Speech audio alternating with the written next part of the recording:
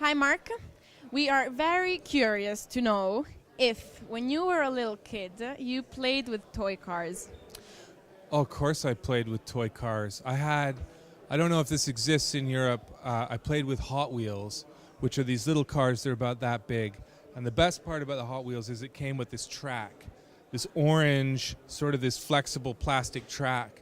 And my dad went to a garage sale one day and he got this gigantic box full of it for like $5. So it was enough track for us to sort of start at the top of the basement stairs and go all the way down the basement stairs and around the corner and through the laundry room and around another corner and around another corner. So we had about 40 feet of this stuff. So yeah, I played with toy cars for hours in the basement. We thought so. What is QNX and how is it supporting the implementation of new technologies in the automotive market? What is QNX? It's funny, it's one of these things. Not many people know about what QNX is, but almost everybody comes across it every day. QNX fundamentally is a company that makes an operating system, but a really cool one that has some very interesting qualities. It's a real-time operating system. It's got a microkernel, which if you're a geek, you might know something about what that means, but it's a very unusual architecture, which gives it some very interesting qualities.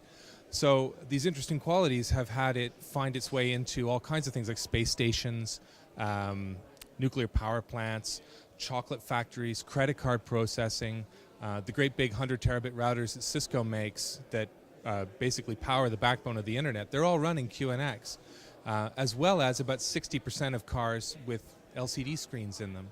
So most of the car manufacturers that you'd know about, Audi, BMW, Jaguar Land Rover, Peugeot, Fiat, and a whole bunch in North America and Asia as well, all use QNX as the foundation for their infotainment systems and their instrument clusters. Mm-hmm. So we're right there. And as a matter of fact, my team at QNX, we're the guys who make the concept cars.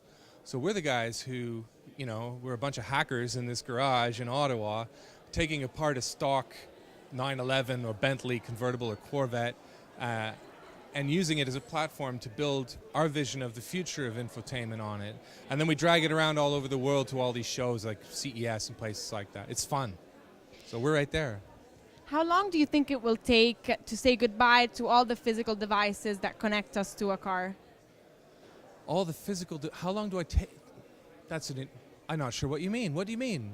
For example, to get completely rid of keys or anything, all the things that can be implemented in the car.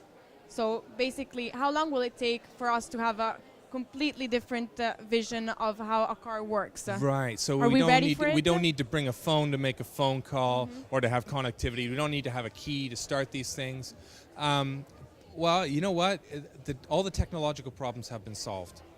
And this is something that I like to say, even though it's a bit of a heresy, I work at a technology company.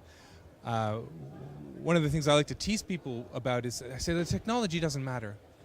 Really, a lot of the problems have been solved. So there are no technological barriers to us building such a car.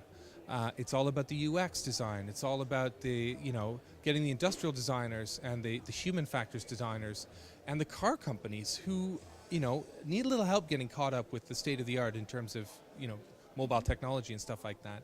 All of those things need to happen first. You have to understand that between the time you start designing a car and the time you can buy it, off the lot, it's about 3 years.